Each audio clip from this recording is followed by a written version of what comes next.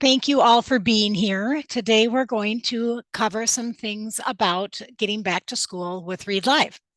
In your chat box, you are getting some links to those handouts. Just let you know what those handouts are. One of them is a or it's a 3-page resource that you can take with you when you go back to your desk to do some of these steps on your own. There is kind of an overview of each of the topics that we cover with some brief instructions. The other handout that's a little longer is a copy of the slides that I'm going to show, and then it's screenshots from the demonstration portion. The vast majority of this session is within the actual program, demoing how to do some of these tasks. And so there are screenshots in that handout, and in that handout, the screenshots have circles around them. There are arrows pointing to the buttons you push. So that's also a really helpful tool when you go back to do some of these tasks on your own. The other thing I just want to mention is that all of the topics that we're going to cover today are available to you in video format on our web page that is the help page, Read Live help page, which I think is also going to appear in your chat box. There we go. Thank you. As you can see in the middle of this help page, each different topic, if you click on a topic, a video appears where it shows you how to do it and explains how to do it. We also, on the right-hand side of this help page, we have a Smart Start guide and a user guide. And those two links will be sent in the chat box as well. The Smart Start guide is what you would expect, right? It's a way to help you with those tasks that are needed to get started. And then the user guide has more in-depth tasks that are typically done throughout the year. So on those two pages, there are also written and pictorial instructions for everything that we're going to cover. And then finally, if you are needing personal assistance, that is what we are here for. We have a phenomenal tech support team led by Michelle is one of them. We have other people as well. So if you are new to your task as an account administrator at your site or you have specific questions, please call or email us. Our email and phone number for tech support is on the final page of your handout. And so that is available to you. And it's also, of course, put in your chat box. So thanks for doing that. So Read Live is an online reading program. I'm sure you're all aware of that. There are 4 programs within it that are listed on the screen. Today, we're not going to be talking about the educational side of these programs, but I do just want you to be aware of the 4 programs that are available. Any student with a license can use any or all of these programs. Read Naturally Live is the primary flagship program. Word Warm-Ups Live is a phonics intervention. And then 1 Minute Reader Live is the one I want to just take an extra minute to talk about. If you are a teacher who is also an account administrator, or if you know teachers who are going to be using this program, please let them know about 1 Minute Reader Live. It is a totally independent reading program. In order for teachers to start implementing Read Live with students, they do need to do some individualized placement, which requires one-on-one time, which, as you can imagine, it can be challenging when you have more than one student at a time.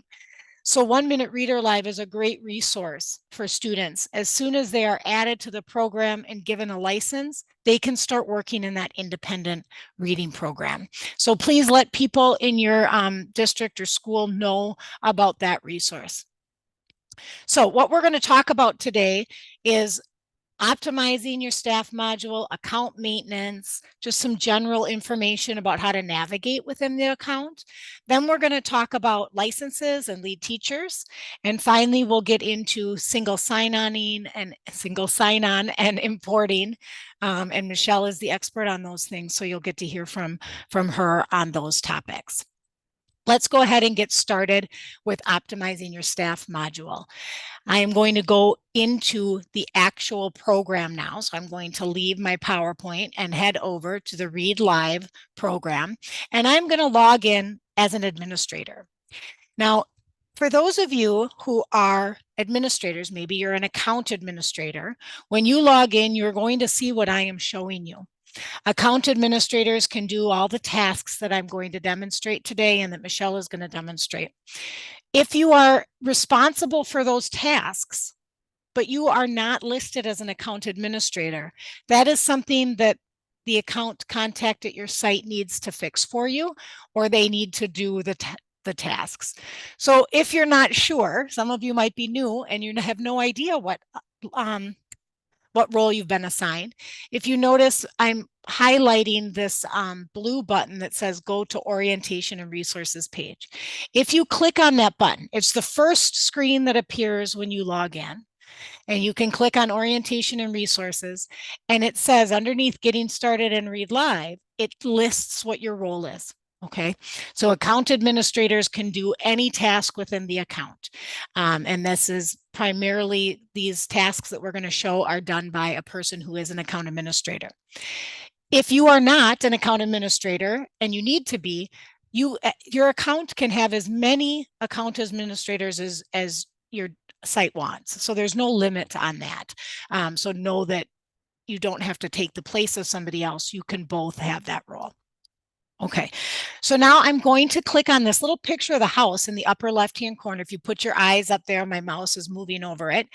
And I want you to notice that there's all these different squares or rectangles, and each one has a header. So we have account and school administration, staff member administration, and so forth. Underneath each account, or I'm sorry, underneath each title is listed a bulleted list of tasks that you can do in that section. Okay. You can also access the same sections through this drop-down menu in the upper left-hand corner. Notice the first thing is called account and school administration. Notice the first box is account and school administration. Staff member administration, the second tile is staff member administration. Okay, so we're going to start with the account and school administration. And just to familiarize yourself with it, you have an account license summary listing how many licenses are within your account, how many are available, meaning in this account, there are 109 licenses that are not assigned to students. Only students need licenses. And you also are listed the date in which your account expires. You are able to edit your account name if you choose to. And if you need to switch who is the main account contact, anyone with the assignment of account administrator is listed in this drop-down menu. So one thing that I want to show you is adding a school. I love tasks that include clicking just the one primary button that's there. This is one of those. So in order to add a school, you would click on that add school button and write in the new school's name. Now, when it comes to licensing schools, you have two choices. You can allow schools to use any available license within the account, or you can reserve a specific number of licenses to that school. Here are some of the different options. The easiest is to let any school use any license. Okay, that is going to require the least amount of work on your end. However, there are some district sites where every school purchases a specific number of licenses and they want to make sure that those are available to them.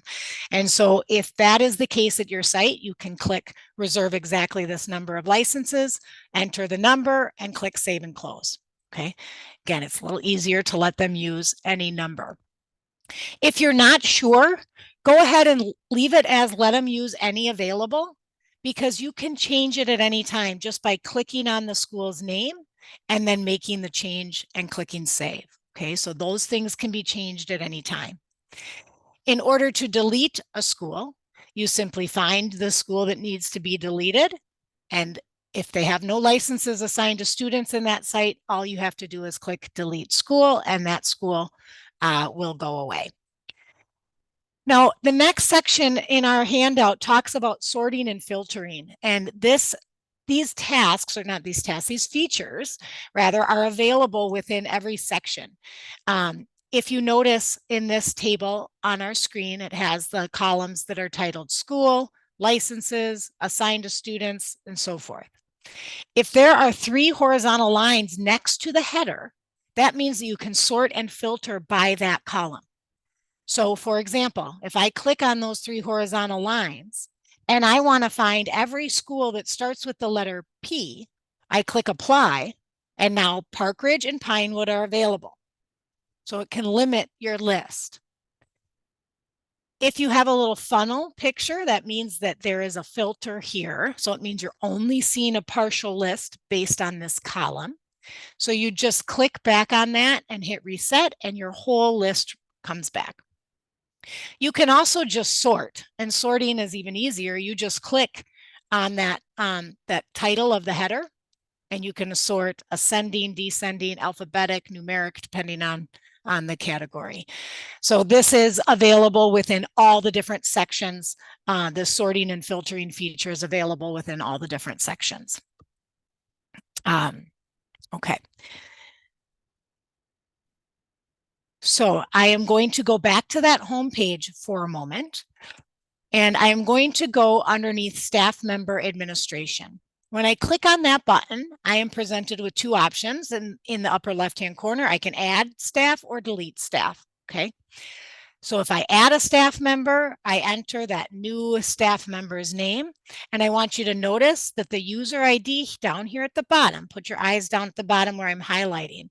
The user ID fills in automatically by the first initial and last name. You can override it if you have a different system at your site you want to use.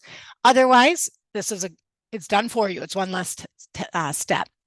And here you can see, you can select whichever role is appropriate for the teacher or staff member. And this can also be changed. So don't worry if you need an adjustment later.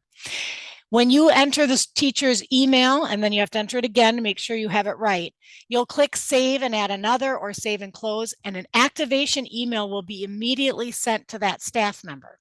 Okay, that means that that staff member can now log in and start using the program. Okay.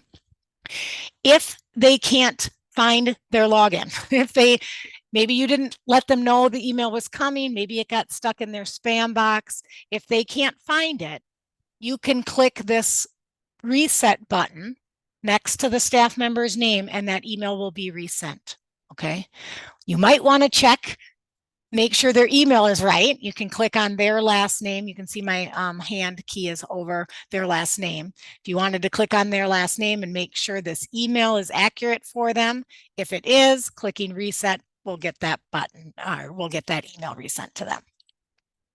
So the next thing I want to talk about is student administration, of course. So we've talked about how to find information about your account, how to sort, how to filter, how to add and remove staff members, how to reset logins for staff members. Now, if we go over to the third tile, it's student administration, and you are presented with all these different options. Michelle's going to cover information on student import and single sign-on in a few moments. I want to first talk about new school year administration. So I'm going to click on that box. When you begin a new school year, you have a choice to do what we kind of consider as the one-click option. And basically, by clicking this within one site, within this one section, you can advance all the students by one grade. So last school year, your third graders, if you choose to do this, your third graders will become fourth graders. Fifth graders will become sixth graders, and so forth. You can remove all homeroom assignments, and then you can choose between the third item. You can choose either to remove licenses and lead teachers from all students, or to retain licenses and lead teachers for all students. So here are some of the advantages and disadvantages. If you remove all the licenses and lead teachers, that means that no assignment is going to be still existing within the account. What it does allow for is that any teacher can then go to the list of students and grab her students and assign them to herself. Whereas if you retain the licenses and lead teacher, students who are using the program again this year, who used it last year and are going to use it again this year, they cannot be grabbed by a new teacher. So if you are in a setting where it is very likely that your students are going to be getting new teachers this school year, maybe even a new school this school year, then removing the licenses and lead teachers makes sense. Okay. Then that makes it so that a teacher can go in and see all the students within the account. She can find the ones that are hers, she can grab them, she can assign a license to them, and you don't need to be involved.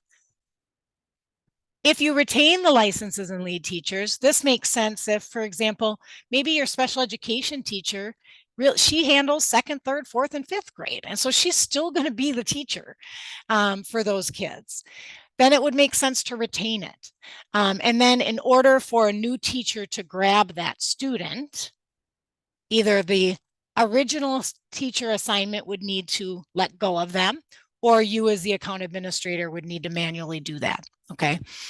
Now, if you don't know what to do, which some of us find ourselves in that position, if you choose to retain all licenses and lead teachers, you can still go in and with large sections do the opposite. So what I mean by that is, if you keep all of the licenses and lead teachers assigned to the students who used the program last year, but you want to make it so all the ones who are fifth graders that are going to be in the middle school next year or this year now are middle schoolers, you can pull up all of those students, select all of them, and get rid of their licenses and lead teachers with one click. So it doesn't mean that you're going to have to do it individually for every single exception. There are still ways that you can group it to do it for large groups at a time. This is just kind of your one-click option.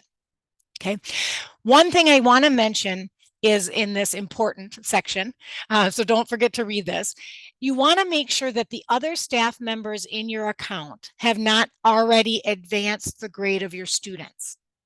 So if you've been back to school for 3 weeks and you know that you've got students who are already using the program, you cannot do this task anymore because probably many of those teachers already advanced the grades of their students. If you're just back this week or last week and you know nobody's really been in there yet, then this makes sense. Okay. If you have specific questions about that with your site, feel free to give us a ring and we can help you through that. Now, the next thing I want to talk about is student licensing. Okay, so student licensing, in order for a student to work in the program, they must have a license. Makes sense, right? Here you can see I'm going to go back to the home page so everybody knows where to get to student licensing. So I apologize for that. So from the home page, again, you're going to go back under student administration. Right? That's where we went to the new school year administration. It's also where student licensing is listed. Okay.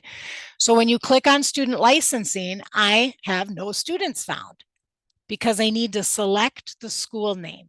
Okay. So if I select Highland, Northview, there we go. Northview has students. So we can see that all of these students that are listed at Northview. If I know that all of my fifth graders are going to be sixth graders and move to the middle school, so they're not going to be at Northview anymore, I can come in here and select grade 5. Remember that sorting and filtering? Click apply. And now only my fifth grade students appear. I can select all of them and I can remove the licenses for all of these students at once. Okay, so not doing it through that new school year button is okay. You can still do it efficiently in these different situations. All right, so I'm going to click the grade button again to clear this filter. Notice the little funnel in the middle of your page. If I hit reset, now all my students appear again. Okay. A student needs to have a license and they need to have a lead teacher in order to work in the program. So what we usually recommend is for an individual teacher is for them to come and to their student setup, identify, locate their students within here. And if they are not licensed, then the teacher can click on that student's name. They can grant them a license and select themselves as their lead teacher. Okay. So if the students are not licensed, regardless of the role, a teacher doesn't have to be an account administrator. A teacher can grab that student. Okay.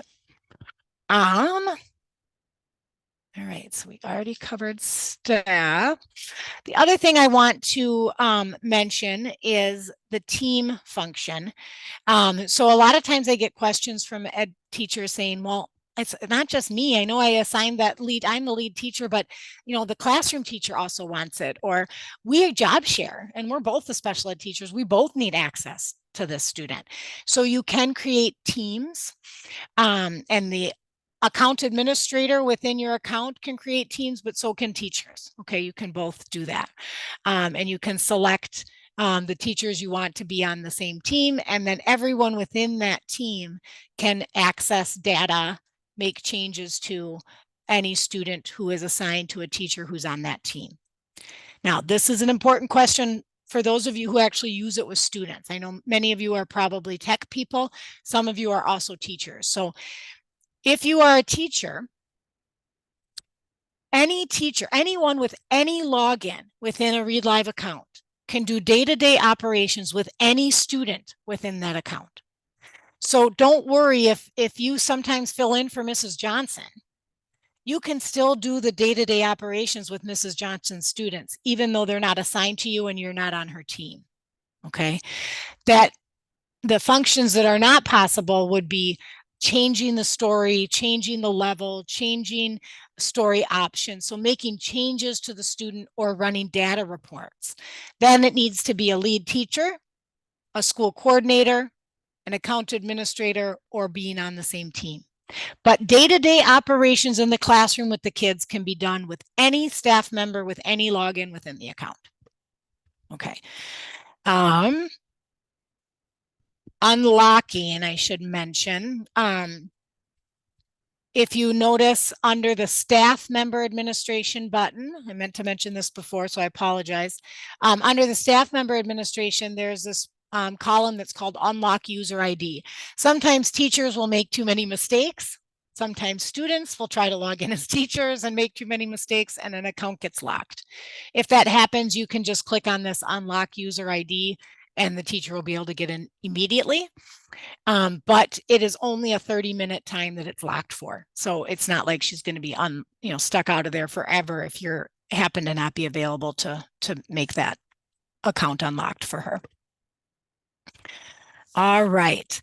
So now, Michelle, I think we are ready to go over to talk about single sign-in and student importing. If you would instruct me as to what to click on and how to do that so that we can demonstrate that for this group. That sounds good. Thanks, Claire. Hello, everybody. I'm going to talk about, if we can just start out at student administration, Claire, and then single sign-on setup. I'm going to talk about these. Just click disable SSO right here. And then, okay. And now there we go. So these are our three options for single sign-on setup. I'll talk about ClassLink first here. With ClassLink, we do offer rostering and single sign-on. Okay, there is a limitation with rostering in that you are not able to roster more students than you have licenses in your account. So just make note of that. If we can click on that ClassLink option there, Claire, between your ClassLink administrator and yourself as the account administrator, you will configure this integration that you're seeing right here. So this is specific to your district, and your ClassLink administrator will have the necessary detail and information required to enter or to update this. Once that information is entered, you would click save. At this point, our app would be shared with your students, and they would gain access via ClassLink, their ClassLink dashboard, and all rostering would be handled via ClassLink. And again, please call our support number or email us that you'll find at the end as well. I think Christy pasted it in, but we are here to help you, support you doing that. So please reach out if you have any questions. Let's click cancel, Claire. We'll go back and look at Clever. Our Clever offering is single sign-on. So your Clever administrator will help you with this district information and also additional matching criteria, because we are bringing in student data from Clever into Read Live. If there happens to be a duplicate, we will always match first name and last name, but you can also choose to match additional fields being user ID or email. Again, If you have questions, please reach out to us that's in support and we'll be able to help you with further details on that. All right, last one we'll talk about will be Google Classroom. This is also a single sign-on. This is a simpler one to enable. You would just click save at this point and you can do that, Claire. And all that does, it will give you a link at the bottom there, see setting up Google login. There is a special login address that a student uses to log in that is posted somewhere that a student has access to, but it is specific to Google single sign-on. And as long as a student record in Read Live includes the student email address, they will be able to use that link to get single sign-on without entering additional user IDs and passwords to get in. All right, thank you, Claire. That is pretty much what I'm going to go through in single sign-on with our providers, Clever, ClassLink, and Google. Again, reach out at support if you have questions. So now I'm going to talk about importing, and this is our proprietary import process that we use, that you can use to import a group of students. So one way to do that is with a CSV. So we're going to click on Student Administration and then Student Import. A separate, I'm going to just make a note, a separate, well, let's go to importing student data. The link in step 1 of our instructions points us to this document. This is detailed instructions and field requirements for the import file. If you're into that kind of detail, you can certainly go through it, but we do have a link to a template that I'm going to easily walk you through. So Claire, let's download that template and open it. So this is the template that gets that we provide you as a template or as a template to get started. So I'll tell you the required fields that you need are student first name, student last name. We can skip student ID, student grade, student user ID, student password, and let's insert a column here at G and insert. Yeah, that's fine. It can go there too. And call this student space email. This is added, it is not a required field for a student record, but if you do want to use those single sign-ons with Google or Clever, you will want to enter a student email address here.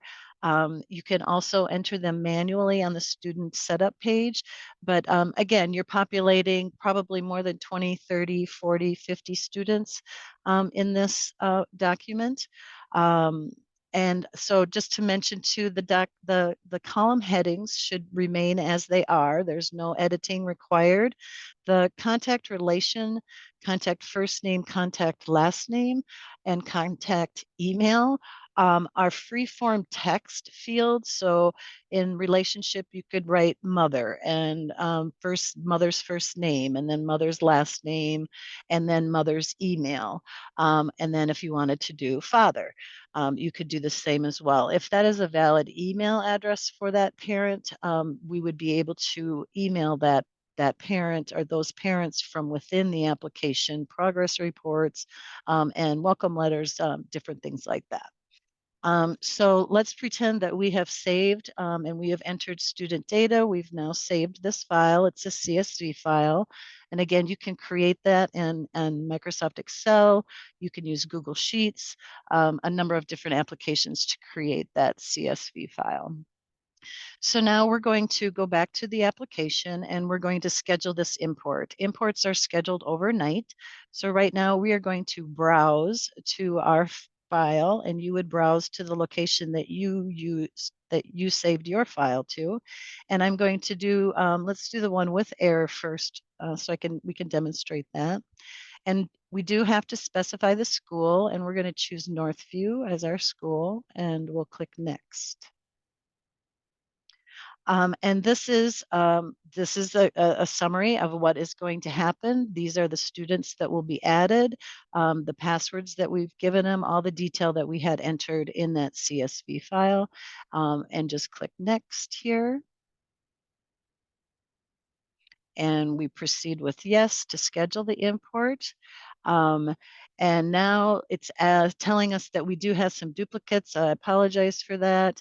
Now it's telling us what we want it to do. I'm going to click cancel here because now what you are doing, so what has happened now is that it has identified errors within your import. You need to fix those errors and then update your CSV file and re-import. So right now, let's browse my without error. I'm sorry, yes, without error. And Northview is the school. And next. So these are the students again that will be added. We'll click next and we'll say yes and okay.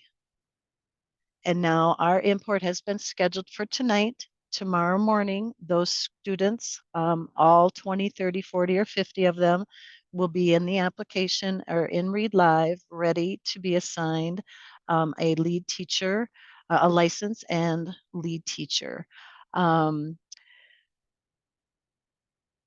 That is it. Claire, can you think of any, did I miss anything? I feel like I missed something. No, I think you covered it. I think the comment you made at the end about they will need to be signed a license and lead teacher Okay. after they are imported. That is an important one that people often have Right. confusion with. Right, right. So those students would then be active in the account and you would go then where Claire demonstrated bulk licensing in that student administration, student licensing, and we'll choose Northview as our school. And now we could proceed to bulk license. Here would be my suggestion to sort by not licensed. And show our not licensed students. Now we know I can select multiple students at a time. And then at the top, we would click assign licenses to selected. Oh, we We grabbed don't have, somebody. should we grab too many? Oh, oh, that, okay. There we go. We could just do. I Still didn't too give many. myself, yeah, I didn't give myself enough licenses. Oh, so this is where the if you have allocated a specific number of licenses to a school, then they cannot go over that number. And so this is where it's easier to just let them all pick if that is possible for you.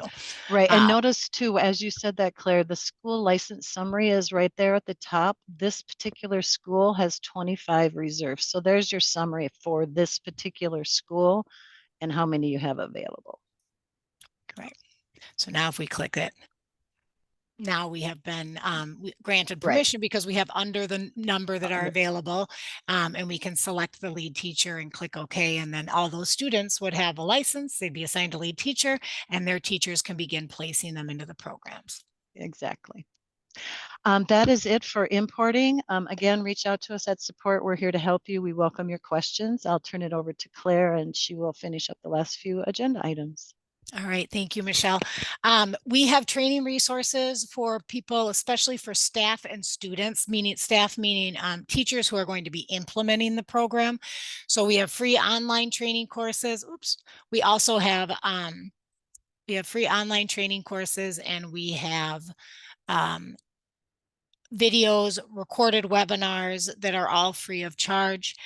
And then, of course, we have our help page, which I directed you to at the beginning of this presentation, that has lots of help videos, help instructions, and of course, our tech people. So we have a great team of tech people. You get an actual person to talk to, and you can reach them at support@readnaturally.com if you prefer email. Otherwise, our phone number is listed here as well. So thank you all. Thank you for everything you do for your students and your schools and your districts. We appreciate you. Please reach out to us when questions and concerns arise, and I hope you have a wonderful day. Take care.